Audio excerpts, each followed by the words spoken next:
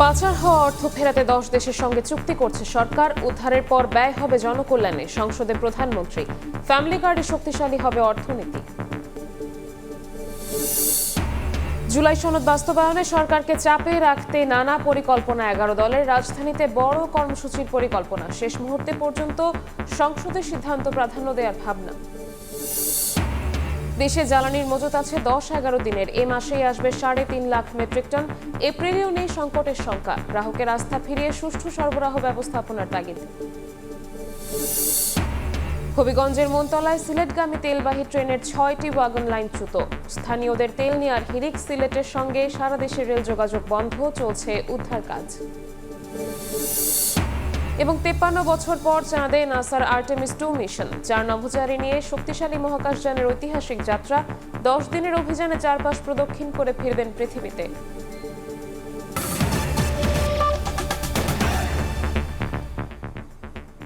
সকালের সময়ের সঙ্গে আছি আমি শবনব নিবিড়।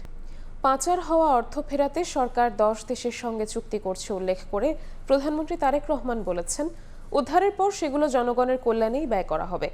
সংসদ অধিবেশনে প্রথমবার প্রশ্নোত্তর পর্বে সরকার প্রধান জানান, 3 মাসে আরও 30,000 পরিবারকে ফ্যামিলি কার্ড দেওয়া হবে। ফ্যামিলি কার্ডের কারণে মূল্যস্ফীতি বাড়বে না, বরং দেশের অর্থনীতি আরও শক্তিশালী হবে বলেও জানান প্রধানমন্ত্রী। মাননীয় সদস্যবৃন্দ, আসসালামু আলাইকুম।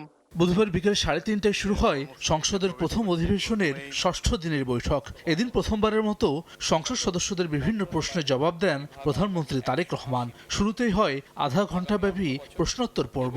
মাননীয় প্রধানমন্ত্রী, বিএনপির সংসদ সদস্য তাহসিনা রুশদীর প্রশ্নের জবাবে প্রধানমন্ত্রী বলেন, নির্বাচনী অঙ্গীকার অনুযায়ী ফ্যামিলি কার্ড, কৃষক কার্ড সহ সকল কর্মসূচি শুরু করেছে সরকার। পহেলা বৈশাখে শুরু হবে কৃষক কার্ড। পাইলট প্রকল্পের আওতায় 10 জেলার 22,000 কৃষক পাবেন কার্ড। এই ফ্যামিলি কার্ড, কৃষক কার্ড সহ যে সকল পরিকল্পনা আপনাদের এই মহান জাতীয় সংসদে আপনার মাধ্যমে আমি উপস্থাপন করেছি, সেই সকল পরিকল্পনার প্রতি বাংলাদেশের মানুষের সমর্থন আছে। 25-26 অর্থ বছরে বাকি 3 মাসে আরও 30,000টি পরিবারকে এ কর্মসূচির আওতায় আনা হবে। আগামী 4 বছরের মধ্যে দেশব্যাপী 4 কোটি পরিবারের কাছে পর্যায়ক্রমিকভাবে আমাদের এই ফ্যামিলি কার্ড পৌঁছে দেবার পরিকল্পনা রয়েছে। মাননীয় স্পিকার, বিরোধী দলীয় সংসদ সদস্য আখতার হোসেনের প্রশ্নের জবাবে প্রধানমন্ত্রী জানান, ফ্যামিলি বা কৃষক কার্ডে মূল্যস্ফীতি হবে না, বরং অর্থনীতিকে শক্তিশালী করবে। আমরা যেহেতু টাকা ছাপিয়ে দিচ্ছি না, কাজে মূল্যস্ফীতি হবে না, বরং আমরা মনে করি এই টাকাগুলো যখন মার্কেটে যাবে, যারা কৃষক কার্ড পাচ্ছেন সেই সকল কৃষক, যারা প্রান্তিক পর্যায়ে নারীরা যারা পাচ্ছেন টাকা, নিশ্চয়ই তারা সিঙ্গাপুর বা বিভিন্ন দেশে টাকা পাচার করবে না, সেই টাকা লোকাল অর্থনীতিতে তারা খরচ করবেন। তারকা চিহ্নিত প্রশ্নের জবাবে প্রধানমন্ত্রী জানান, বছরে গড়ে প্রায় 16 বিলিয়ন মার্কিন ডলার পাচার হয়েছে। পাচারকৃত অর্থ উদ্ধারে সংশ্লিষ্ট দেশগুলোর সঙ্গে কাজ করছে সরকার। টাকা ফেরত আনতে মালয়েশিয়া, হংকং ও সংযুক্ত আরব আমিরাতের সঙ্গে হয়েছে চুক্তি।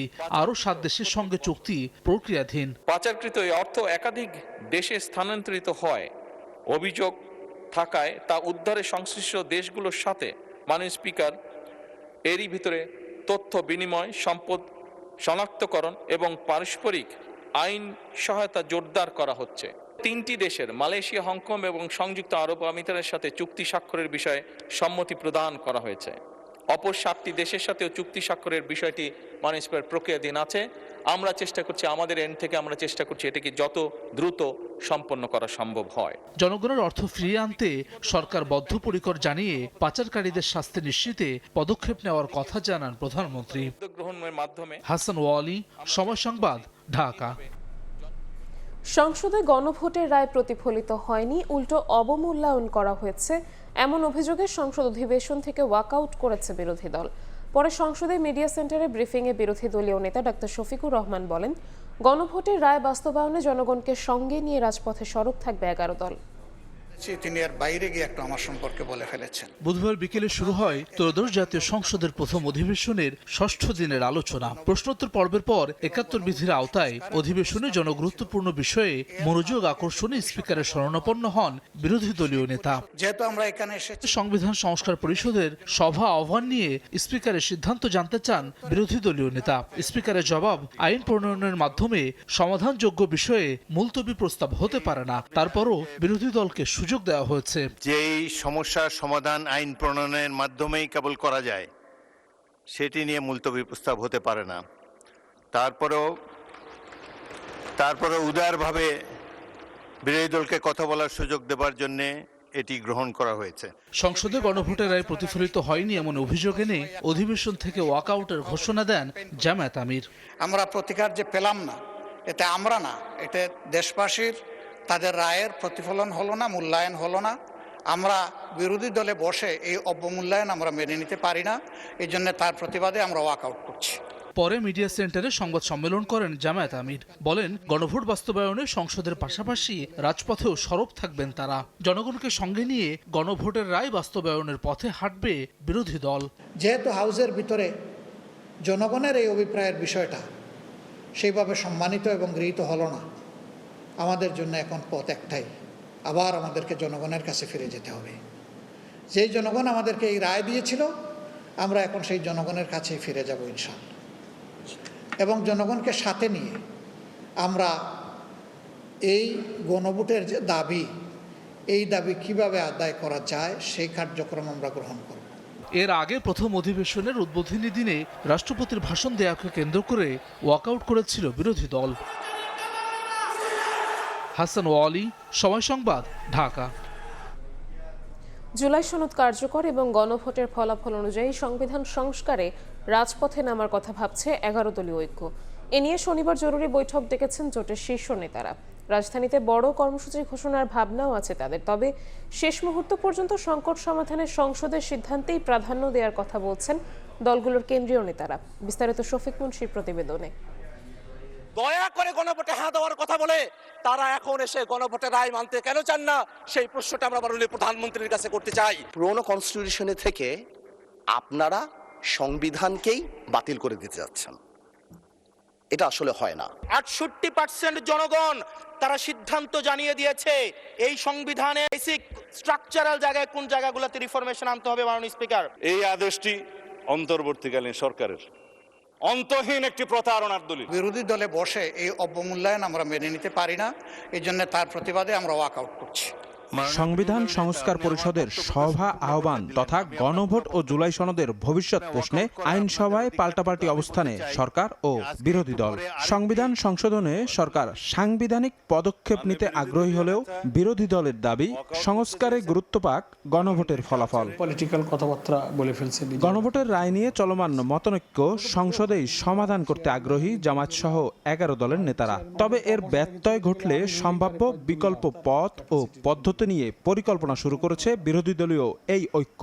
এই বিতর্ক পার্লামেন্টে নিষ্পত্তি হয়ে যায়, আমরা ওটাই চাইতেছি। পার্লামেন্ট ছিল না যখন, তখন তো কথা রাজপথই ছিল, কিন্তু এখন তো দুইটাই জায়গা আছে, একটা পার্লামেন্ট, একটা রাজপথ। তো আমরা পার্লামেন্টের চেষ্টা করছি, হয়ে গেলে সমাধান, রাজনৈতিক বিতর্ক পার্লামেন্টে নিষ্পত্তি হওয়াই উচিত। আপনার জুলাই সনদ বাস্তবায়ন হওয়াটাই জনস্বার্থের একটা বিরাট পক্ষের কাজ।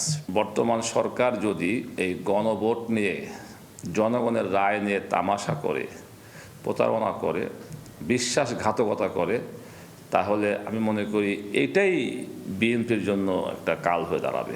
এমন পরিস্থিতির মধ্যেই 11 দলীয় ঐক্যের শীর্ষ নেতারা শীঘ্রই বৈঠকে বসছেন। জুলাই সনদ বাস্তবায়নে সংসদীয় আলোচনার পাশাপাশি রাজপথ থেকেও সরকারকে চাপে রাখতে বিভিন্ন কর্মসূচি মাথায় রেখে এগোনোর পরিকল্পনা জোটের। মানে জনস্বার্থের পরিপন্থী কোনো কাজ যদি সরকার করে এবং জুলাই সনদ গণভোট বাস্তবায়নের কোনো তামাশা বা টালবাহানা করে, আমরা এর বিরুদ্ধে রুখে দাঁড়াবো সংসদে এবং রাজপথে। আমরা 11 দলীয় ঐক্যের শীর্ষ বৈঠক ডেকেছি, খুব তাড়াতাড়ি বৈঠক হবে।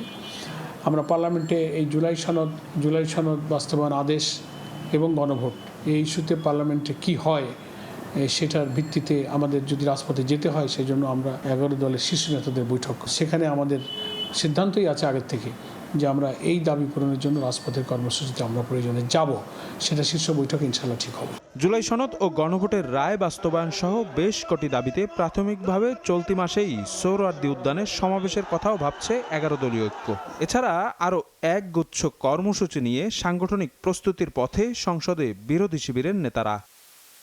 শফিক মুন্সি, সময় সংবাদ, ঢাকা।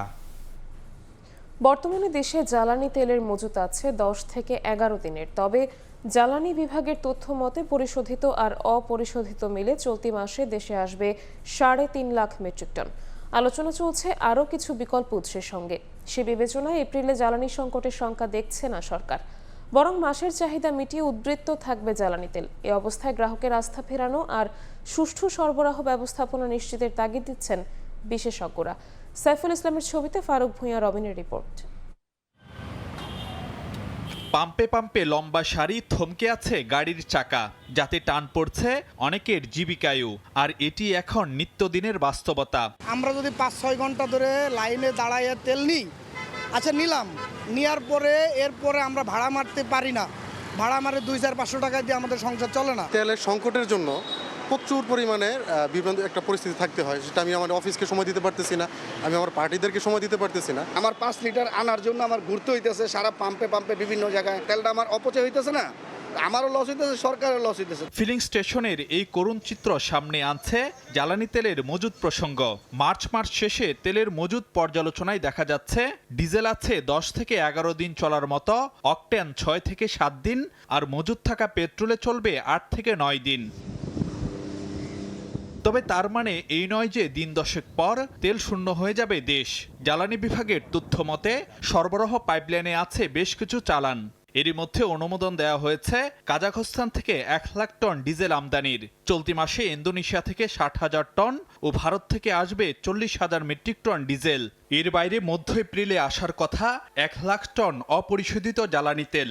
আলোচনা চলছে Singapore, Malaysia, Nigeria, Azerbaijan, Australia, যুক্তরাষ্ট্র সহ বেশ কিছু বিকল্প উৎস থেকেও জ্বালানি তেল আমদানির বিষয়ে। ক্রুড অয়েলের 3টা শিপ আমাদের মধ্যপ্রাচ্যে এই মুহূর্তে লোডেড আছে, কিন্তু হরমুজ প্রণালীর গ্রিন সিগন্যালটা আমরা পেলে সেগুলো আনতে পারবো। সেজন্য আমাদের সকল বিকল্পগুলো আমরা ওপেন রেখেছি। নিকট ভবিষ্যতে অর্থাৎ এপ্রিল মাসের বিষয়টা আশ্বস্ত করতে চাই যে আমরা এপ্রিল মাসে কোনো আমাদের অসুবিধা হবে না। এছাড়া দেশীয় উৎস থেকে 30,000 টন সরবরাহের পাশাপাশি আমদানি করা হবে 50,000 মেট্রিক টন অকটেন। আর এই 80,000 টন দিয়ে 2 মাসের অকটেন চাহিদা মেটানো সম্ভব।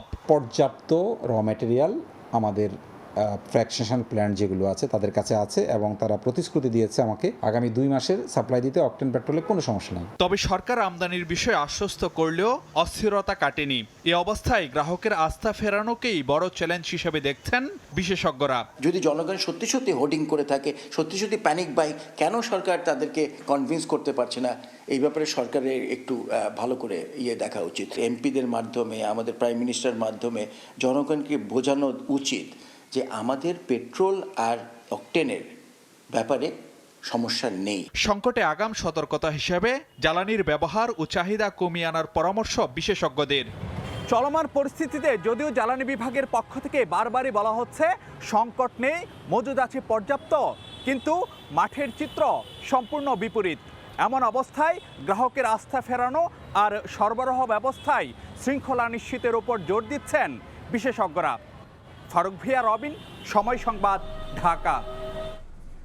রাশিয়ার কাছ থেকে পরিশোধিত ডিজেল সহ জ্বালানি কিনতে যুক্তরাষ্ট্রের কাছে বিশেষ ছাড় চেয়েছে বাংলাদেশ। সংকটকালে জ্বালানি নিরাপত্তা নিশ্চিত করতে বাংলাদেশকে সহায়তার আশ্বাস দিয়েছে যুক্তরাষ্ট্র। মঙ্গলবার ওয়াশিংটনে যুক্তরাষ্ট্রের জ্বালানি মন্ত্রী ক্রিস রাইটের সঙ্গে পররাষ্ট্রমন্ত্রী খলিলুর রহমানের বৈঠকে এই বিষয়ে আলোচনা হয়। এ সময় খলিলুর রহমান বলেন, এর আগে রাশিয়া থেকে জ্বালানি কেনার বিষয়ে যুক্তরাষ্ট্রের দেওয়া সীমিত বৈশ্বিক ছাড়ের সুবিধা নিতে পারেনি বাংলাদেশ, কারণ সে সময় রাশিয়ার তেলবাহী কোনো ট্যাঙ্কারের গন্তব্য বাংলাদেশ ছিল না। এদিকে ওয়াশিংটন দূতাবাসের এক প্রেস বিজ্ঞপ্তিতে বলা হয়েছে, বাংলাদেশের উত্থাপিত বিষয়গুলো গুরুত্ব সহকারে বিবেচনা এবং সংশ্লিষ্ট দফতরগুলোর সঙ্গে সমন্বয় করে কাজ করার প্রতিশ্রুতি দিয়েছেন মার্কিন জ্বালানি মন্ত্রী।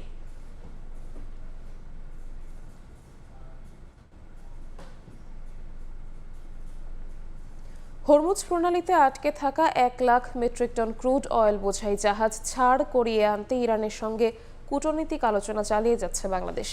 পাশাপাশি সৌদি আরব থেকে আরও 1 লাখ মেট্রিক টন ক্রুড কেনা হয়েছে। আগামী 1 মাসের মধ্যে লোহিত সাগর হয়ে চট্টগ্রামের ইস্টার্ন রিফাইনারিতে আনা হবে অপরিশোধিত এসব জ্বালানি। আর এর থেকে অন্তত 52,000 মেট্রিক টন ডিজেল সহ বিপুল পরিমাণ অন্যান্য জ্বালানির সংস্থান হবে। শাখাউত টিপুর ক্যামেরায় বিস্তারিত জানাচ্ছেন কমল দে। মধ্যপ্রাচ্যে যুদ্ধ শুরু হওয়ার পর থেকে বাংলাদেশের জন্য কেনা 1 lakh metric ton crude oil Hormuz প্রণালীতে আটকে আছে এমটি নর্ডিক পোলুক্স নামে একটি জাহাজ। তবে জাহাজটি দ্রুত ছাড় করিয়ে আনতে ইরানের সঙ্গে কূটনীতিক পর্যায়ে আলোচনা চালিয়ে যাচ্ছে বাংলাদেশ। বর্তমানে সৌদি আরবের রাস তানুরা বন্দরের বহির্নোঙরে অবস্থান করছে বলে নিশ্চিত করেছেন চার্টার্ড প্রতিষ্ঠান বাংলাদেশ শিপিং কর্পোরেশনের ব্যবস্থাপনা পরিচালক। অবশ্য ইরানের ছাড়পত্র পাওয়া বাংলাদেশের 6টি জাহাজের মধ্যে এটিকে অন্তর্ভুক্ত করা হয়নি। আমরা ডিপ্লোম্যাটিক চ্যানেলকে মোবিলাইজ করেছি বিপিসি এবং পররাষ্ট্র মন্ত্রণালয়ের সহায়তায়। আমরা ইরানিয়ান কর্তৃপক্ষের কাছ থেকে স্পেশাল ক্লিয়ারেন্স নেওয়ার চেষ্টা করছি। আশা করছি শীঘ্রই যদি পেয়ে যাই তাহলে জাহাজটা স্টেট অফ হরমুজ দিয়ে বের হয়ে সরাসরি চট্টগ্রামে আসবে। হরমুজ প্রণালীতে জাহাজ আটকে থাকার জটিলতা এড়াতে এবার একটু ভিন্ন কৌশলে আরো 1 lakh metric ton crude oil কিনলো বাংলাদেশ। এক্ষেত্রে হরমুজ প্রণালীর ঠিক বাইরে লোহিত সাগরের কাছাকাছি সৌদি আরবের ইয়ানবু কমার্শিয়াল পোর্ট থেকে কেনা এই ক্রুড 20 এপ্রিল জাহাজে লোড করার শিডিউল দেওয়া হয়েছে। এই দুইটা যদি কার্গো, দুইটা পার্সেল যদি আমরা ইয়ালকে দিতে পারি তাহলে আমাদের যে বর্তমান জ্বালানি সংকট বড় অংশে লাঘব হবে। বিকজ বাকি যে রিফাইন্ড যে প্রোডাক্টগুলো পাবো, বিশেষ করে ডিজেল থেকে শুরু করে অন্যান্য আইটেমগুলো আমরা বাজারে সরবরাহ বেড়ে যাবে। মূলত আমদানি করা অপরিশোধিত জ্বালানি বা ক্রুড অয়েল চট্টগ্রামের পতেঙ্গায় অবস্থিত রাষ্ট্রায়ত্ত প্রতিষ্ঠান ইস্টার্ন রিফাইনারিতে পরিশোধন করা হয়। হরমুজ প্রণালীতে আটকে থাকা 1 লাখ মেট্রিক টনের পাশাপাশি সৌদি আরব থেকে কেনা নতুন আরও 1 lakh metric ton crude oil May মাসের প্রথম সপ্তাহে এসে পৌঁছাবে চট্টগ্রাম বন্দরের জলসীমায়। এরপর এই 2 lakh metric ton crude oil পৌঁছে দেওয়া হবে ইস্টার্ন রিফাইনারিতে। আর এখানে পরিশোধনের মাধ্যমে বাজারজাত করা হবে পেট্রোল, অকটেন, ডিজেল সহ অন্যান্য জ্বালানি। আটকে থাকা 1 লাখ মেট্রিক টন এবং নতুন কেনা আরও 1 lakh metric ton crude oil পরিশোধনের মাধ্যমে পাওয়া যাবে 52,000 metric ton diesel, 48,000 metric ton furnace oil, 32,000 metric ton petrol, 42,000 metric ton kerosene এবং 16,000 মেট্রিক টন অকটেন। এই 2 লাখ টনের পাশাপাশি যেটা ঘাটতে হবে, যেমন ডিজেল যেটা 52,000 টনের বাইরে যেগুলো লাগবে, এগুলো যাতে আবার বাইরে থেকে ইম্পোর্ট করে নিয়ে আসে, আমার যাতে ক্রাইসিসে না পড়ি, সেটা সরকারকে উদ্যোগ নিতে হবে।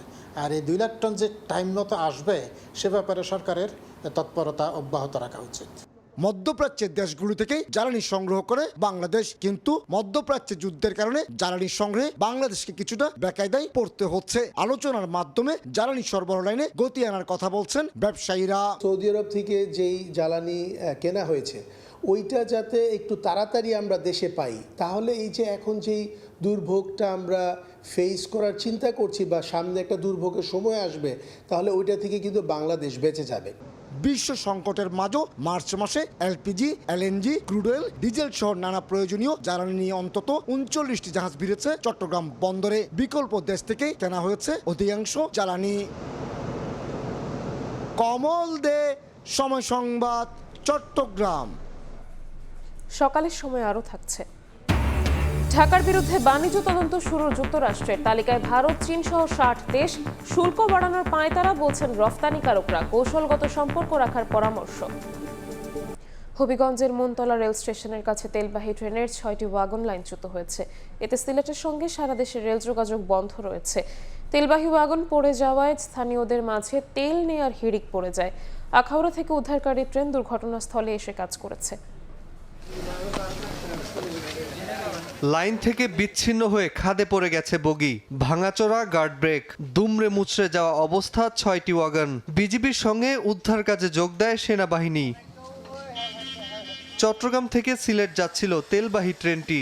বুধবার রাত 9টার দিকে হবিগঞ্জের মনতলা রেল স্টেশনের কাছে পৌঁছালে ট্রেনের 6টি ওয়াগন ও একটি গার্ড ব্রেক লাইনচ্যুত হয়। ছিটকে পড়া ওয়াগন থেকে তেল নিতে হট্টগোল করে স্থানীয়রা। তাদের সামাল দিতে উদ্ধার কাজে সহায়তা করে আইন শৃঙ্খলা বাহিনী। পয়েন্টের এখানে লাইনের জোড়ার মধ্যে পুলিশ পিটে গেছে গাড়িতে। অনেকেই আপনার বালতি টালতি আইনা নিয়ে গেছে তেলগুলো। ওভার স্পিডের কারণে এই মালবাহী ট্রেনটি এই বগি সহ এখানে আর কি ব্রিজ ভেঙে উপরে যায়। এখন উদ্ধার কাজ চলছে, সেনাবাহিনী আছে, পুলিশ আছে, রেলের কর্তৃপক্ষ যারা আছে তারাও আসছে, উদ্ধার তৎপরতা চলতেছে।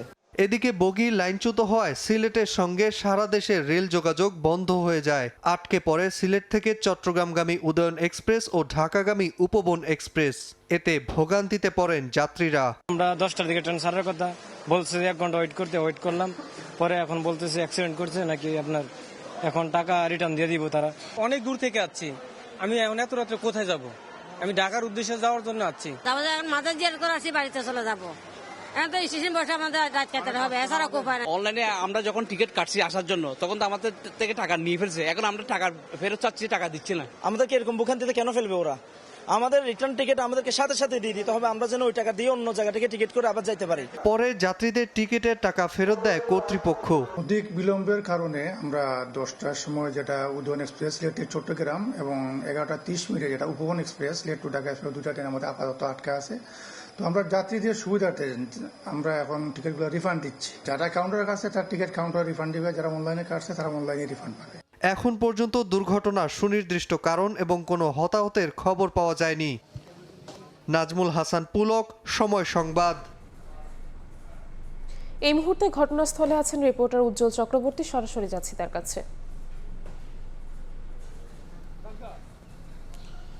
ঢাকা চট্টগ্রাম এবং চট্টগ্রাম সিলেট রেলপথের হবিগঞ্জের মাধবপুরের মন্তলা নামক স্থানে গতকাল রাত 9:30 থেকে তেলবাহী 5টি ওয়াগন দুর্ঘটনার কবলে পড়ে রেললাইন থেকে বিচ্ছিন্ন হয়ে যায়। এরপরে কিন্তু সেটি পাশে যে খাত, সেই খালে পড়ে যায়। অর্থাৎ এখানে যে আমরা লক্ষ্য করছি যে রেল সেতুটি, সেই সেতু থেকে বগি কিন্তু বিচ্ছিন্ন হয়ে যায়। পাশাপাশি 5টি বগি কিন্তু রেললাইন থেকে ছিটকে পড়ে এরপর থেকে কিন্তু সিলেটের সাথে সারা দেশের যে ট্রেন যোগাযোগ সেটি বন্ধ হয়ে যায়। দুর্ঘটনার খবর পেয়ে আখাউড়া থেকে একটি উদ্ধারকারী রিলিফ ট্রেন রাত 12টার সময় ঘটনাস্থলে পৌঁছে 1টার থেকে উদ্ধার কাজ শুরু করে এখনও কিন্তু সেই উদ্ধার কাজটি চলছে। যেহেতু এটি জ্বালানি তেলবাহী ওয়াগন, সেই ওয়াগন থেকে কিন্তু এখনও পর্যন্ত জ্বালানি তেল যে নির্গত হচ্ছে, আমরা আপনাদেরকে সেটি দেখানোর চেষ্টা করছি। এবং এই নির্গত তেল কিন্তু রাতেই কিন্তু স্থানীয় জনতা, অর্থাৎ স্থানীয় জনগণ যে যার মতো করে তারা সংগ্রহের চেষ্টা করেছেন। খবর পেয়ে কিন্তু আইনশৃঙ্খলা বাহিনী এসে কিন্তু পরিস্থিতি অনেকটাই নিয়ন্ত্রণে এনেছে এবং এখনও কিন্তু এই অয়েল ট্যাঙ্কার থেকে তেল নির্গত হচ্ছে। পাশে যে খাল আছে সেই খালে কিন্তু সেগুলো চলে যাচ্ছে। প্রত্যেকটি যে এই ওয়াগন অর্থাৎ ট্যাঙ্কারগুলো আছে সেই প্রত্যেকটিতে কিন্তু প্রায় 40,000 লিটার জ্বালানি তেল, ডিজেল আছে বলে আমাদেরকে রেলওয়ে কর্মকর্তারা জানিয়েছেন। তারা বলছেন যে দুর্ঘটনার পরপর থেকে আখাউড়া থেকে যে উদ্ধারকারী রিলিফ ট্রেন সেটি কিন্তু কার্যক্রম চলছে এবং বলছে যে আজকে পুরো দিন লেগে যেতে পারে সেই রেললাইন মেরামত সহ এবং উদ্ধার কাজ চালাতে। এখানে রেলওয়ের পূর্বাঞ্চলের পক্ষ থেকে ঢাকা বিভাগীয় ম্যানেজারকে প্রদান করে কিন্তু এখানে 5 সদস্য বিশিষ্ট একটি তদন্ত কমিটি গঠন করা হয়েছে। আগামী 3 কার্য দিবসের মধ্যে তদন্ত কমিটিকে প্রতিবেদন দিতে বলা হয়েছে। প্রাথমিকভাবে যেমনটা ধারণা করছেন যে ওভার স্পিড অর্থাৎ দ্রুত গতির কারণেই দুর্ঘটনা ঘটে থাকতে পারে বলে তারা প্রাথমিকভাবে ধারণা করছেন। যেহেতু তদন্ত কমিটি গঠন করা হয়েছে, তদন্ত পরে এই সম্পর্কে বিস্তারিত স্পষ্ট করে বলা যাবে বলে তারা আমাদেরকে জানিয়েছেন। বর্তমানে যে উদ্ধার তৎপরতা চলছে, এখন পর্যন্ত একটি বগিকে অর্থাৎ একটি ওয়াগনকে এখান থেকে সরিয়ে নেওয়া হয়েছে। তার আগে আরও একটি ওয়াগনকে সরিয়ে নেওয়া হয়েছে, অর্থাৎ মোট 2টি ওয়াগনকে রেললাইন থেকে সরিয়ে নেওয়া হয়েছে। এখন কিন্তু আরও প্রায় 3টি ওয়াগন এখনও বিচ্ছিন্ন অবস্থায় পড়ে আছে। রেল লাইনগুলো যে সেগুলো কিন্তু দুমড়ে মুচড়ে আছে। কখন সেটি চালু করা সম্ভব হবে এই ব্যাপারে কিন্তু স্পষ্টভাবে রেলের পক্ষ থেকে কোনোভাবে আমাদেরকে জানাতে পারেননি তারা। এখানে উদ্ধার তৎপরতা চলছে। সিলেটের সাথে পুরো দেশের কিন্তু এখনও পর্যন্ত ট্রেন যোগাযোগ বিচ্ছিন্ন রয়েছে। এইটুকু ছিল আমার কাছে দুর্ঘটনাস্থল থেকে দুর্ঘটনাস্থলের সর্বশেষ তথ্য। হবিগঞ্জ থেকে সরাসরি যুক্ত হয়েছিলেন সহকর্মী উজ্জ্বল চক্রবর্তী। হঠাৎ করেই খুলনা অঞ্চলে বাড়তে শুরু করেছে হামের প্রাদুর্ভাব। সংক্রমণের উচ্চ ঝুঁকি থাকায় বাড়ছে উদ্বেগ। বিভাগের বিভিন্ন হাসপাতালে অন্তত 30 নতুন রোগী শনাক্ত হয়েছে। সবচেয়ে বেশি ঝুঁকিতে রয়েছে কুষ্টিয়া। হাম সন্দেহে জেলার বিভিন্ন হাসপাতালে ভর্তি আছেন 154 রোগী। যদিও চিকিৎসায় সব ধরনের প্রস্তুতি নেওয়ার কথা বলছে স্বাস্থ্য বিভাগ। আব্দুল হালিমের ছবিতে আরও জানাচ্ছেন আব্দুল্লাহ আল মামুন রুবেল। হামরোগের বিভিন্ন লক্ষণ নিয়ে কুষ্টিয়া মেডিকেল কলেজ হাসপাতালের মেঝেতে ভর্তি শিশুদের লম্বা লাইন। হামের সন্দেহে ভর্তি হওয়া এই 51 জন শিশুর পাশাপাশি পুরো জেলায় ভর্তি আছেন আরও 32 জন। উচ্চ সংক্রমণের ঝুঁকিতে থাকা এই রোগ খুলনা বিভাগের অন্যান্য জেলায়ও ছড়িয়ে পড়ছে। এর মধ্যে যশোরে 27 জন, খুলনা মেডিকেল কলেজ হাসপাতালে 16 জন সহ অন্যান্য জেলায়ও আক্রান্ত রোগী বাড়ছে। চলতি বছরের প্রথম 3 মাসে এই বিভাগের বিভিন্ন জেলায় আক্রান্ত হয়েছেন 30 জন। বিভিন্ন হাসপাতালে আইসোলেশন ওয়ার্ড চালু থাকলেও তার সক্ষমতা সীমিত। পুরনো অবকাঠামোর কারণে খুলনা সংক্রামক ব্যাধি হাসপাতালেরও সংকট স্পষ্ট। আক্রান্তদের বেশিরভাগই 1 বছরের কম বয়সী শিশু। শুরুতে জ্বর, সর্দি কাশি, পরে শরীরে জটিলতায় নিউমোনিয়া, ডায়রিয়া ও চোখে সংক্রমণও দেখা দিচ্ছে। সমস্যা ছিল নিউমোনিয়া ঠান্ডা থেকে উৎপত্তি। তারপরে ঈদের আগে রিলিজ হওয়ার পরে বাসায় আসার পরে 2 দিন মোটামুটি ভালো ছিল, তারপরে আবারও সমস্যা দেখা দেয়। বাবুর গায়ে জ্বর, হাম বেরোইছে ঠান্ডার জন্য। 3 দিন ট্রিটমেন্ট চলতেছে, 105 জ্বরের থেকে 103 4 এরকম হয়, তারপরে লাল লাল বার হয়, তারপরে ডাক্তার বলতেছে যে হাম। খুলনা মেডিকেল কলেজ হাসপাতালে ভর্তি হওয়া রোগীদের অবস্থা আশঙ্কাজনক বলে জানিয়েছেন চিকিৎসক। তবে নির্দিষ্ট কোনো চিকিৎসা না থাকায় মূলত সাপোর্টিভ চিকিৎসার উপরই নির্ভর করতে হচ্ছে। ইমিউনোসাপ্রেশন হয়, মানে তার তখন অন্য অসুখগুলা মাথাচাড়া দিয়ে ওঠে, যেমন নর্মাল ভাইরাল ইনফেকশনটাই তখন অনেক বেশি খারাপ হয়ে যায়, বা ইভেন তখন টিবি হইতে পারে, এবং মিজেলস পরবর্তী কমপ্লিকেশন হিসেবে এনকেফালাইটিস, ব্রেইনের ইনফেকশনও হইতে পারে, অনেক কিছু হতে পারে। কিন্তু খুবই দুঃখের কথা যে সাপোর্টিভ ম্যানেজমেন্ট দেওয়া ছাড়া আমাদের কিন্তু আর কিছু করার নাই। এদিকে সংকট মোকাবেলায় বিভাগের সব জেলা হাসপাতাল ও মেডিকেল কলেজ হাসপাতালে আলাদা ওয়ার্ড খোলার নির্দেশনা দেয়া হয়েছে বলে জানিয়েছে স্বাস্থ্য বিভাগ। তবে রোগীর জটিলতা দেখা দিলে এনআইসিইউর সংকটের কথাও স্বীকার করলেন এই কর্মকর্তা। কিছু কিছু হাসপাতালে আমাদের ঘাটতি রয়েছে, যেমন উপজেলাতে এনআইসিইউ নাই, আমাদের খুলনা মেডিকেল কলেজ হাসপাতালেও আমাদের ওই এনআইসিইউ নাই। ইতিমধ্যে আপনারা দেখেছেন যে আমাদের মন্ত্রণালয় এবং অধিদপ্তর তারা এই বিষয়টাতে অনেক জোর দিয়েছেন। 2024 সালে খুলনা বিভাগে প্রতি 10 লাখে হামে আক্রান্তের সংখ্যা ছিল 2.4 জন, 2025 সালে 1 জন, সেখানে এখন পর্যন্ত 2026 সালে 6.7 জন। আব্দুল্লাহ আল মামুন রুবেল, সময় সংবাদ, খুলনা। বরিশাল বিভাগে সবথেকে বেশি হাম আক্রান্ত শিশু শনাক্ত হয়েছে বরগুনায়। বিস্তারিত জানাতে বরগুনা জেনারেল হাসপাতাল থেকে যুক্ত হচ্ছেন সহকর্মী সাইফুল মিরাজ। সরাসরি যাচ্ছে তার কাছে। মিরাজ, সারা দেশে যে হাম রোগের প্রাদুর্ভাব দেখা দিয়েছে, এর মধ্যে বরিশাল বিভাগে সবথেকে বেশি হাম আক্রান্ত শিশু শনাক্ত হয়েছে। বরগুনায় এখন পর্যন্ত 18 জন হাম এবং 1 জন রুবেলা রোগী আক্রান্ত শনাক্ত হয়েছে। এবং আমরা বরগুনা সদর হাসপাতালে রয়েছি, এখানে মোট 30টি আইসোলেশন বেড তৈরি করা হয়েছে, যেখানে হাম আক্রান্ত এবং হাম সংদিগ্ধ যে শিশুরা রয়েছেন তাদেরকে চিকিৎসা প্রদান করা হয়েছে। আমরা স্বাস্থ্য বিভাগ সূত্রে জানতে পেরেছি বরগুনায় এখন পর্যন্ত মোট 98 জন হাম সংদিগ্ধ শিশু শনাক্ত হয়েছে, যাদের মধ্যে মোট 62 জনের নমুনা সংগ্রহ করা হয়েছে। এর মধ্যে 18 জনকে পজিটিভ বলে উল্লেখ করা হয়েছে। অন্যদিকে বরগুনার মোট 6টি উপজেলা রয়েছে, যার মধ্যে পাথরঘাটা, বামনা এবং আমতলী উপজেলায় 2টি করে আইসোলেশন ওয়ার্ড এবং বেড এবং বেতাগী উপজেলায় 1টি আইসোলেশন বেড তৈরি করা হয়েছে। চিকিৎসকরা বলেছেন যে হাম একটি সংক্রামক ব্যাধি এবং এটি হাঁচি এবং কাশির মাধ্যমে ছড়িয়ে পড়ে, পাশাপাশি স্পর্শের মাধ্যমেও ছড়িয়ে পড়ে। তো এক্ষেত্রে যেসব শিশুরা আক্রান্ত হয়েছেন তাদেরকে আইসোলেশনে রাখার পাশাপাশি তাদের যে অভিভাবকরা রয়েছেন তাদেরকে স্বাস্থ্যবিধি মেনে চলার পরামর্শ দিয়েছেন। অন্যদিকে চিকিৎসকরা বলছেন যে হাম মূলত জ্বরের মাধ্যমে এর উপসর্গ প্রকাশ পায়। তো যেহেতু এখন সারা দেশে হামের প্রাদুর্ভাব দেখা দিয়েছে, এর ফলে কিন্তু যদি কোনো শিশু জ্বর আক্রান্ত হয় তাকে তাৎক্ষণিকভাবে পরিবারের অন্য সব সদস্যদের কাছ থেকে পৃথক করার পাশাপাশি চিকিৎসকের দ্বারস্থ হওয়ার পরামর্শ দিয়েছেন। এছাড়াও কিন্তু যাদের পরিবারে শিশু সন্তান রয়েছেন তাদেরকে কিন্তু বাহিরে হাঁটাচলা বা বাহিরে নেওয়া থেকে বিরত রাখারও পরামর্শ দিয়েছেন। আমরা চিকিৎসকদের সঙ্গে কথা বলে জেনেছি, এখানকার চিকিৎসকরা আমাদেরকে জানিয়েছেন যে বরগুনায় প্রথমে মোট 15টি আইসোলেশন বেড তৈরি করা হয়েছিল, তাতে স্থান সংকুলন না হওয়ার কারণে এখন 30টি আইসোলেশন বেড তৈরি করা হয়েছে। এবং এই মুহূর্তে বরগুনা জেনারেল হাসপাতালে 24 জন শিশু হাম আক্রান্ত এবং হাম সংদিগ্ধ হিসেবে বরগুনা জেনারেল হাসপাতালে চিকিৎসা নিচ্ছেন। পাশাপাশি আমরা সকালে যখন এখানে এসেছি তখনও কিন্তু বেশ কয়েকজন শিশুকে আমরা হামের উপসর্গ নিয়ে এখানে চিকিৎসা নিতে আসতে দেখেছি। তো চিকিৎসকরা বলছেন যে তাদের আসলে চিকিৎসার সামগ্রী কিংবা চিকিৎসকের স্বল্পতা নেই, তবে হামের সুনির্দিষ্ট কোনো চিকিৎসা না থাকার কারণে এখানে যে উপসর্গ রয়েছে সেই উপসর্গ ভেদে তাদেরকে চিকিৎসা প্রদান করা হচ্ছে। তো এই ছিল বরগুনা জেনারেল হাসপাতাল থেকে আমার কাছে সবশেষ। বরগুনা থেকে সরাসরি যুক্ত হয়েছিলেন সহকর্মী সাইফুল মিরাজ। জরিমানা আদায়, ট্যাগ অফিসার নিয়োগ সহ প্রশাসনের বিভিন্ন সিদ্ধান্তের প্রতিবাদে সিলেটে অনির্দিষ্টকালের ধর্মঘট পালন করছেন ফিলিং স্টেশন মালিকরা। এতে দুর্ভোগে পড়েছেন সাধারণ মানুষ। এই মুহূর্তে সিলেটের জালালাবাদ পেট্রোল পাম্পে আছেন সহকর্মী জয়ন্ত কুমার দাস। যাচ্ছি তার কাছে। বিভিন্ন পাম্পে অযৌক্তিক জরিমানা আদায়, ট্যাগ অফিসার নিয়োগ সহ প্রশাসনের বিভিন্ন সিদ্ধান্তের কারণে সিলেটে সকল পাম্প মালিকেরা পাম্প বন্ধ রেখেছে এবং ধর্মঘট পালন করছে। গতকাল রাত 11:30টার সময় পাম্প মালিকরা আসলে এই সিদ্ধান্ত নেয় এবং ইতিমধ্যে কিন্তু পাম্প মালিকদের মধ্যে কিন্তু ক্ষোভ সৃষ্টি হয়েছে। সেই ক্ষোভের বহিঃপ্রকাশেই কিন্তু মূলত এই যে ধর্মঘট, সেই ধর্মঘটের ডাক দিয়েছেন তারা। জানিয়ে রাখতে চাই রাত 11:30 11:30টার দিকে বিষয়টি নিশ্চিত করেছেন Bangladesh petroleum dealers distribution agents and petroleum owners association Sylhet বিভাগীয় কমিটির সভাপতি জুবাইর আহমেদ চৌধুরী ও সেক্রেটারি হুমায়ুন আহমেদ।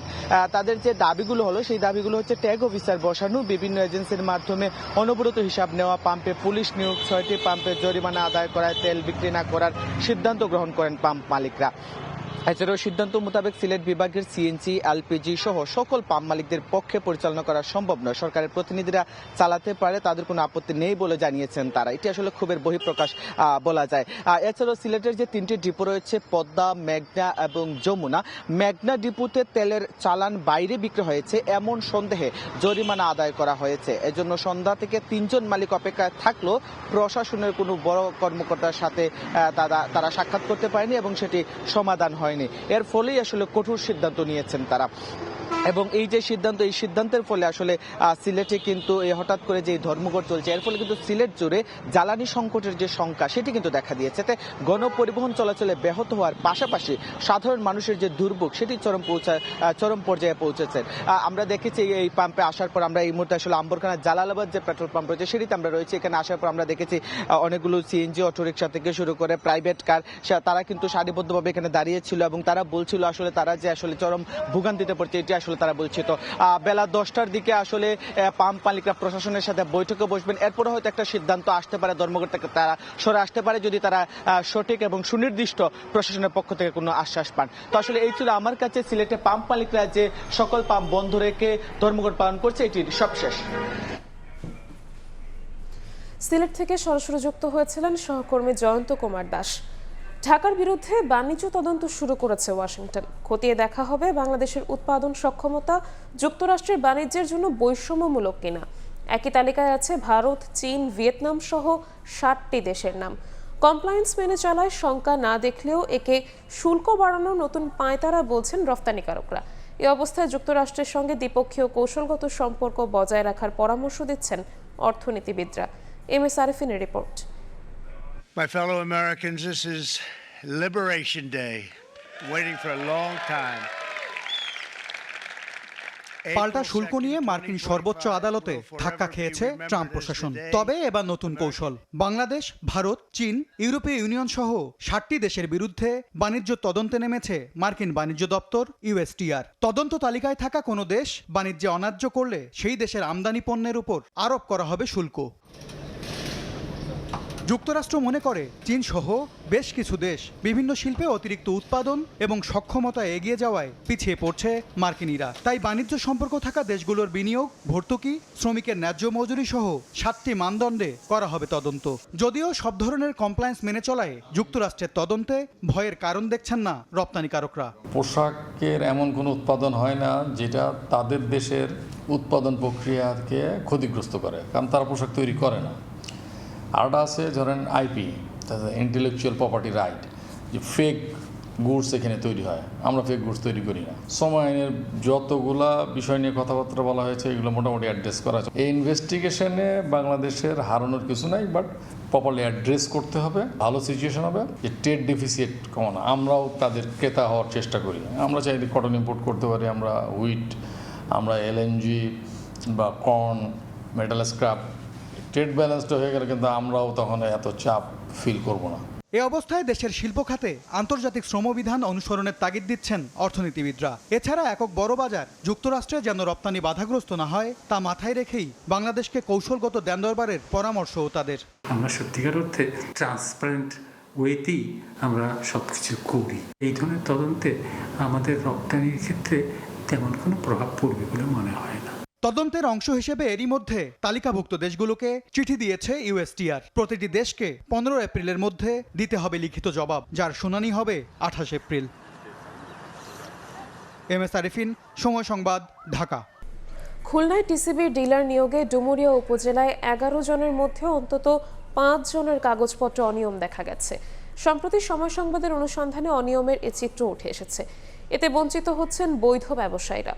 টিসিবি বলছে স্থানীয় প্রশাসনের মাধ্যমে তদন্ত শেষেই চূড়ান্ত হয় তালিকা। অনিয়মে জড়িতদের বিরুদ্ধে ব্যবস্থা নেওয়ার কথা জানিয়েছে জেলা প্রশাসন। নিয়ামুল হোসেন কোচির ক্যামেরায় তানজিম আহমেদের রিপোর্টে বিস্তারিত।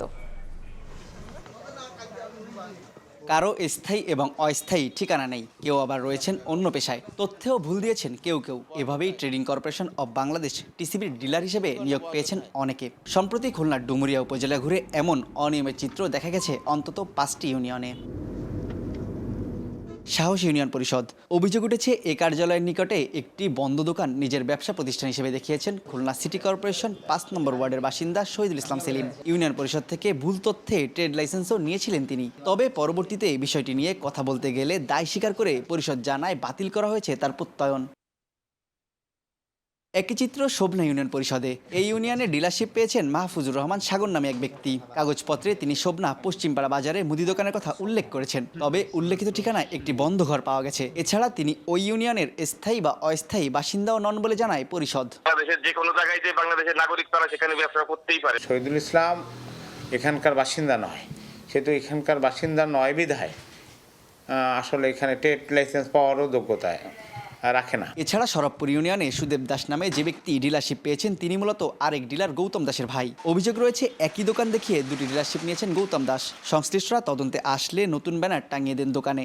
আর চোখ ফাঁকি দেওয়ার জন্য নিকটবর্তী বাজারে 3 মাস আগে একটি গোডাউন ভাড়া নিয়েছেন। 3 বছর ধরে দুটির কার্যক্রম একটি দোকানে কিভাবে পরিচালনা করছেন জানতে চাইলে এড়িয়ে যান গৌতম দাস। আমাকে এটা জানা ছিল না, আমি এর জন্য খুব সরি, দুঃখিত, আমি আপনাদের কাছে ক্ষমা প্রার্থনা করছি। এদিকে মাগুরঘোনা ইউনিয়ন পরিষদে নজরুল স্টোর নামে একটি মুদি দোকানের বিপরীতে এসএম নজরুল ইসলামের নাম চূড়ান্ত হয়েছে। তবে তিনি স্থানীয় একটি এমপিওভুক্ত মাদ্রাসার শিক্ষক। নির্ধারিত ঠিকানায় নেই মুদি দোকানও। অপরদিকে ডুমুরিয়া ইউনিয়নে চূড়ান্ত হওয়া তানসিফ স্টোরের কাগজপত্রে তথ্যে গড়মিল দেখা যায়। অবশ্য তা স্বীকার করে ভুলবশত এমন হয়েছে বলে দাবি ডিলার সাব্বির হাসানের। গতকালকে আমার বলল যে আমি একটা ডিলার হয়েছি। আমরা কোনো মুদির দোকান, এখানে মুদির দোকান আছে আইডি।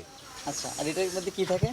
এই মোটরসাইকেল থাকতো এখানে, মানে সবাই মোটরসাইকেল থুইতে বসার সময়। টিসিবি বলছে স্থানীয় প্রশাসন তদন্ত করে প্রতিবেদন জমা দেওয়ার পরেই চূড়ান্ত হয়েছে তালিকা। আর তদন্ত করে ব্যবস্থা নেওয়ার আশ্বাস জেলা প্রশাসকের। কারো কারো দোকান নাই এরকম লোকগুলো সুপারিশ করা হয়েছে, সেগুলো আমরা চুক্তি সম্পাদন করছি না। আবার কোনো কোনো ক্ষেত্রে দেখা যাচ্ছে যে দোকান থাকা সত্ত্বেও তাদেরকে প্রেশারাইজড করে তাদের জন্য ডিলারশিপের আবেদনটা অনুমোদন না হয়, তাহলে তাহলে আবার নতুন করে আবেদন করতে পারবে, অথবা পরের সিরিয়ালে যারা আছে তাদেরটা অগ্রাধিকার পাবে। এরকম কোনো কোনো ক্ষেত্রে হচ্ছে, যারা ভুয়া অভিযোগ তুলেও কাজগুলো করছে। এখানে কোনো রাজনৈতিক বিবেচনা কাজ করবে না, অথবা কোনো ধরনের, আমরা সম্পূর্ণ প্রভাবমুক্ত থেকে আমরা এই বিষয়টি আবার পুনঃ তদন্ত করে দেখব এবং যারা অনিয়ম করেছেন তারা অবশ্যই বাদ পড়বেন। টিসিবির সবশেষ নিয়োগে খুলনার বিভিন্ন এলাকায় 33 জন ডিলার হিসেবে মনোনীত হন। তানজিম আহমেদ, সময় সংবাদ, খুলনা। চলমান ডিজেল সংকটের প্রভাব পড়েছে বিশ্ব ঐতিহ্য ম্যানগ্রোভ বন সুন্দরবনের পর্যটন খাতে। মোংলাসহ সুন্দরবন উপকূলীয় এলাকায় বন্ধ পর্যটকবাহী নৌযান চলাচল। হতাশাকে সঙ্গী করে বেকার দিন কাটাচ্ছেন নৌযান শ্রমিকরা। ধস নেমেছে স্থানীয় হোটেল মোটেল সহ ছোট বড় ব্যবসা খাতেও। পূর্ব নির্ধারিত বুকিং বাতিল করে টাকা ফেরত দিচ্ছেন ব্যবসায়ীরা। মাহমুদ হাসানের পাঠানো তথ্য আর মাসুদ রানার ছবি নিয়ে রিপোর্ট। তীরে ভিড়ে আছে তরি, জ্বালানির অভাবে চলছে না ইঞ্জিন। অনিশ্চিত এক আর্থিক সংকট চেপে বসেছে সুন্দরবনের পর্যটন খাতে। প্রতি বছর পর্যটন মৌসুমে সুন্দরবনে ভিড় করেন হাজারো পর্যটক, কিন্তু এবছর চিত্র একেবারেই উল্টো। ঘাটে পড়ে আছে পর্যটকবাহী ছোট ছোট শিপ। চালিকা শক্তির একমাত্র উৎস জ্বালানি তেলের অভাবে চলছে না এসব নৌযান। হতাশাকে সঙ্গী করে বেকার দিন কাটাচ্ছেন নৌযান শ্রমিকরা। ধস নেমেছে স্থানীয় হোটেল মোটেল সহ ছোট বড় ব্যবসা খাতেও। পূর্ব নির্ধারিত বুকিং বাতিল করে টাকা ফেরত নিচ্ছেন ব্যবসায়ীরা। 2-4 লিটার তেল যদি হয় তাও অনেক কষ্ট করে আমরা ভয়ে থাকি যে মাছ নদীতে মাঝপথে গিয়ে ট্রলার বন্ধ হয়ে যায় কিনা। মিনিমাম কোটি টাকার উপরে এই পর্যন্ত আমাদের যে বুকিংগুলো হয় এগুলো আমরা রিটার্ন করেছি। আমার মিনিমাম 12 লক্ষ টাকা লস। আমরা যারা বড় লঞ্চ মালিক আছি তারা তো আসলে পথে বসার মতন কি হয়ে গেছে। কোনো কাস্টমার নাই, কোনো পর্যটক নাই, এই দোকান খুলছি আর বসে বসে আছি, মানে খুব কষ্টে আছি আর কি। করমজল, হারবাড়িয়া বা কটকা, কচিখালির মতো স্পটগুলো এখন পর্যটক শূন্য। প্রতিদিন লক্ষাধিক টাকার রাজস্ব হারাচ্ছে সরকার।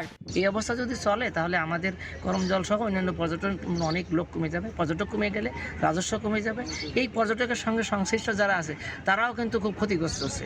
বিশ্বের বৃহত্তম ম্যানগ্রোভ বন সুন্দরবনের পর্যটন শিল্পকে বাঁচাতে জ্বালানি সরবরাহ স্বাভাবিক রাখার দাবি ব্যবসায়ী ও শ্রমিকদের।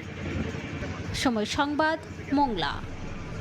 চাঁদে মানুষের ফেরার অপেক্ষার অবসান ঘটিয়ে যাত্রা শুরু করল নাসার আর্টেমিস 2 মিশন। বুধবার ফ্লোরিডার কেনেডি স্পেস সেন্টার থেকে 4 নভোচারীকে নিয়ে চাঁদের উদ্দেশ্যে সফলভাবে উড্ডয়ন করেছে শক্তিশালী মহাকাশযান। 10 দিনের এই দীর্ঘ অভিযানে প্রথমবারের মতো চাঁদের চারপাশ ঘুরে আবারও পৃথিবীতে ফিরে আসবেন তারা। 2030 সালের মধ্যে চাঁদে চীনের নভোচারী পাঠানোর আগেই নিজেদের আধিপত্য বজায় রাখতে যুক্তরাষ্ট্রের এটি বড় পদক্ষেপ।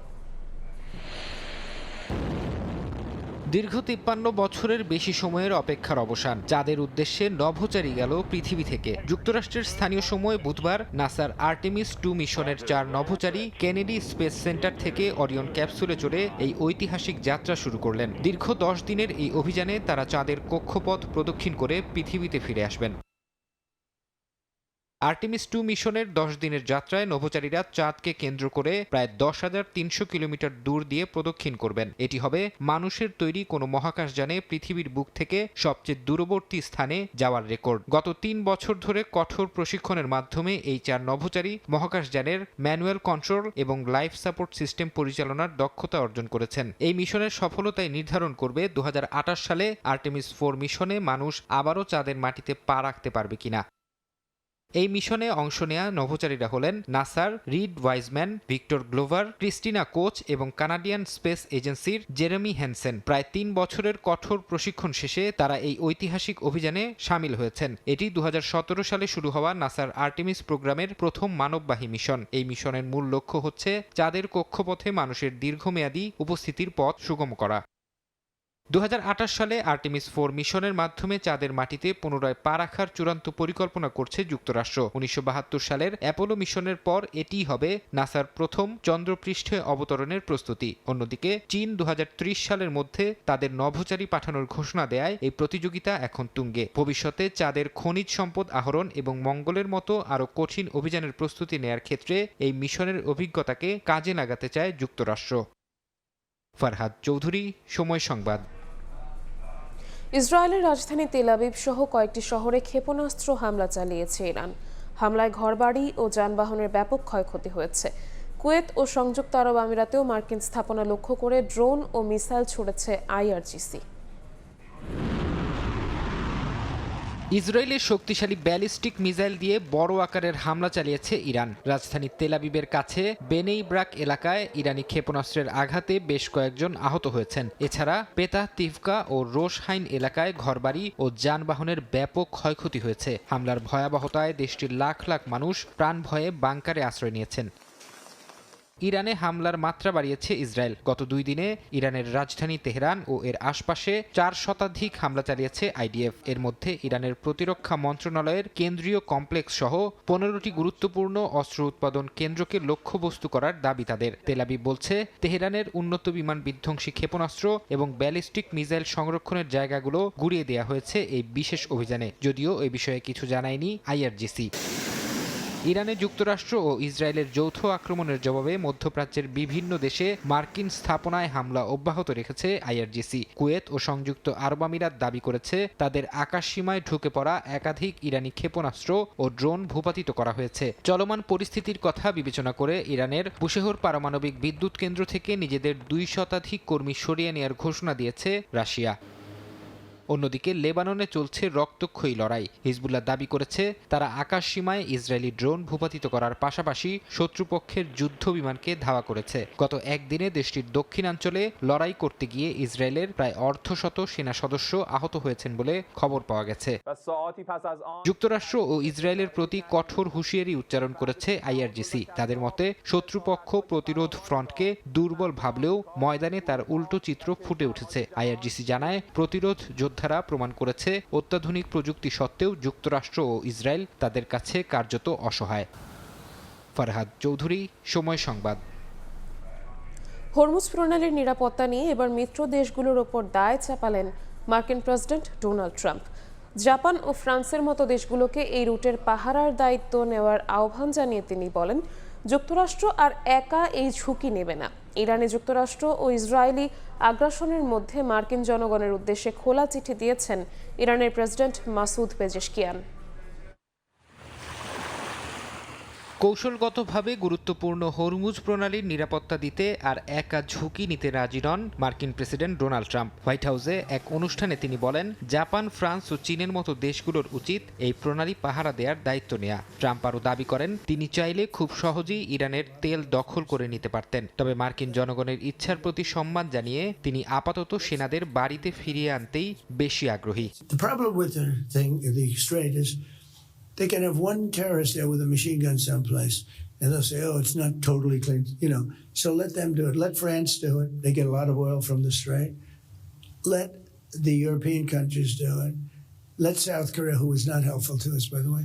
ইরানে যুক্তরাষ্ট্র ও ইসরায়েলি আগ্রাসনের মধ্যে মার্কিন জনগণের উদ্দেশ্যে খোলা চিঠি দিয়েছেন ইরানের প্রেসিডেন্ট মাসুদ পেজেশকিয়ান। তিনি লিখেন, আধুনিক ইতিহাসে ইরান কখনোই আগ্রাসন, সম্প্রসারণ, উপনিবেশবাদ বা আধিপত্য বিস্তারের পথ বেছে নেয়নি। তবে যারা ইরানকে আক্রমণ করেছে তাদের অত্যন্ত দৃঢ়তা ও সাহসিকতার সঙ্গে প্রতিহত করেছে।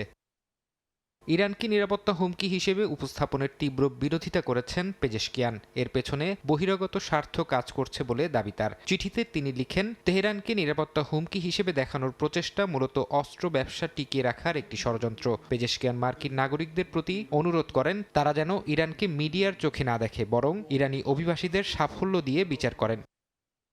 মার্কিন ইসরায়েলি আগ্রাসনে ক্ষতিগ্রস্ত দেশ পুনর্গঠনে ইরানের নাগরিকদের ঐক্যবদ্ধ হওয়ার আহ্বান জানিয়েছেন দেশটির সর্বোচ্চ নেতা মুস্তফা খামেনি। এক বার্তায় তিনি বলেন, শত্রুপক্ষ কেবল মানুষের ওপর নয়, বরং এদেশের মাটি ও প্রকৃতির ওপরও বর্বরোচিত আঘাত এনেছে। প্রতিটি ধ্বংসস্তূপকে সমৃদ্ধিতে রূপান্তরের মাধ্যমে দেশের উজ্জ্বল ভবিষ্যৎ নিশ্চিত করতে হবে বলে জানান তিনি। অন্যদিকে লেবানন ইস্যুতে ইসরায়েলকে সরাসরি আলোচনার টেবিলে বসার আহ্বান জানিয়েছে ইউরোপের 15টি দেশের পররাষ্ট্রমন্ত্রীরা। এক যৌথ বিবৃতিতে তারা বলেন, কূটনীতি হতে হবে একমাত্র পথ। এছাড়া ইন্দোনেশীয় শান্তিরক্ষীদের নিহতের ঘটনায় নিন্দা জানিয়ে তারা জাতিসংঘ শান্তিরক্ষী বাহিনীর ওপর হামলা বন্ধের আহ্বান জানান। মধ্যপ্রাচ্যে যুদ্ধবিরতির দাবি আরও জোরালো করেছেন ফরাসি প্রেসিডেন্ট ইমানুয়েল ম্যাখো। জাপান সফরকালে তিনি কৌশলগতভাবে গুরুত্বপূর্ণ হরমুজ প্রণালীতে বাণিজ্যিক জাহাজের অবাধ চলাচল নিশ্চিত করার উপর গুরুত্ব দেন। ফরহাদ চৌধুরী, সময় সংবাদ। এ পর্যায়ে শীর্ষ সংবাদগুলো জানিয়ে দিচ্ছি আরও একবার। পাচার হওয়া অর্থ ফেরাতে 10 দেশের সঙ্গে চুক্তি করছে সরকার। উদ্ধারের পর ব্যয় হবে জনকল্যাণে। সংসদে প্রধানমন্ত্রী। ফ্যামিলি কার্ডে শক্তিশালী হবে অর্থনীতি। দেশে জ্বালানির মজুত আছে 10-11 দিনের। এ মাসেই আসবে 3.5 লাখ মেট্রিক টন। এপ্রিলেও নেই সংকটের শঙ্কা। গ্রাহকের আস্থা ফিরিয়ে সুষ্ঠু সরবরাহ ব্যবস্থাপনার তাগিদ। ইরানের হামলার হুমকিতে নেই যুক্তরাষ্ট্র। জাতির উদ্দেশ্যে ভাষণে দ্রুতই যুদ্ধ শেষ করার ইঙ্গিত ট্রাম্পের। ইসরায়েলে একের পর এক ক্ষেপণাস্ত্র নিক্ষেপ তেহরানের।